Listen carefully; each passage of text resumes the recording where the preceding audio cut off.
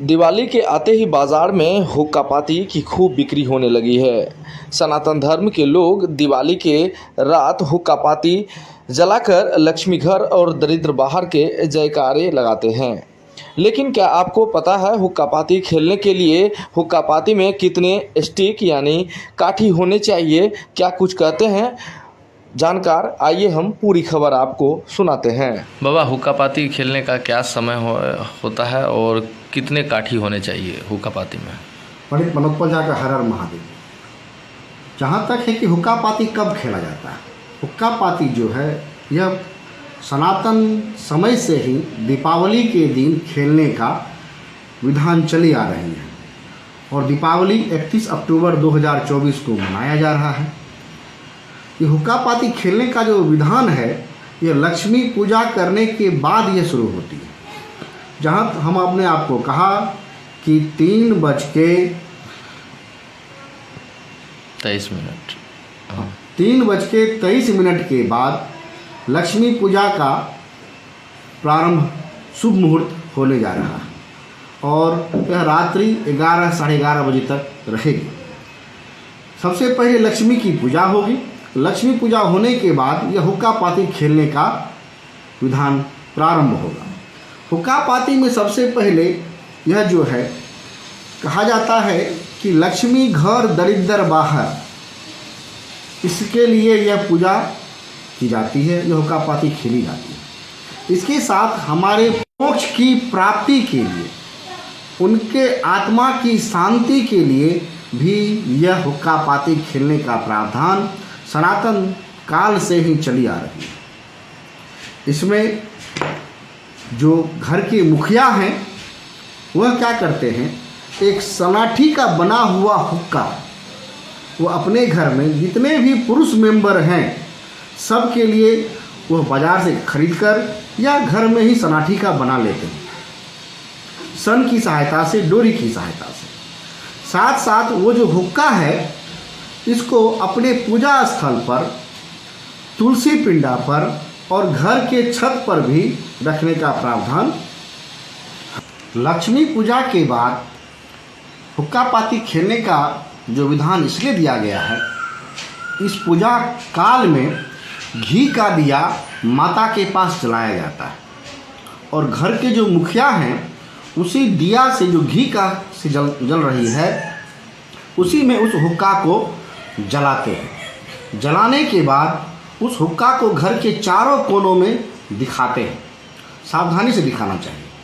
दिखाने के बाद हुक्का को, जलती हुई हुक्का को घर से बाहर ले जाते हैं अपने मेन गेट पर।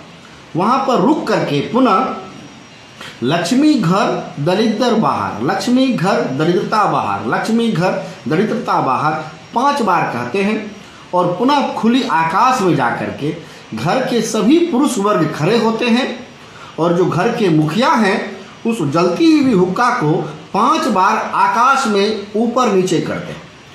वह अपने हम पितर को दिखलाते हैं कि जो हमारे पितर हैं वो देखिए कि मैं आपकी शांति के लिए, सभी पुरुष वर्ग आपकी मोक्ष की प्राप्ति के लिए सभी परिवार मिल करके हम ऊपर वाले से प्रार्थना करते हैं कि आपको शांति मिले, आपको मोक्ष की प्राप्ति हो। इसके बाद हम लोग हुक्का जो खेलने का जो विधान है वो हम लोग प्रारंभ करते हैं। इस हुक्का में कम से कम 7 जो सनाठी है वह लेने का विधान है।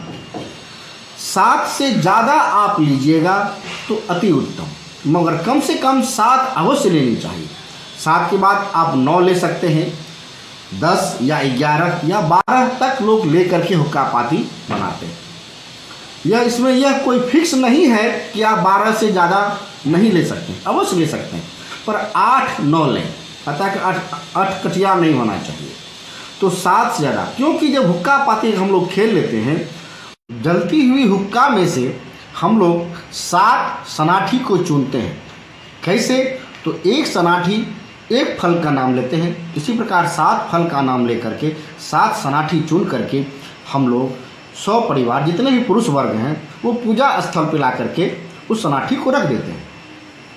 यही सनाठी जब सुबह में जो सूप बजाने की परंपरा चली आ रही है उसी जल सोनाठी से हम लोग सुबह में सूप बजाते हैं और फिर उस टाइम में कहते हैं लक्ष्मी घर दरिद्र बाहर, लक्ष्मी घर दरिद्र बाहर। इसीलिए हुक्का पाती खेलने की जो ये प्रथा है शुरू से चली आ रही है, सनातन काल से चली आ रही है। इसका एक साइंटिफिक कारण भी है हुक्का पाती खेलने का।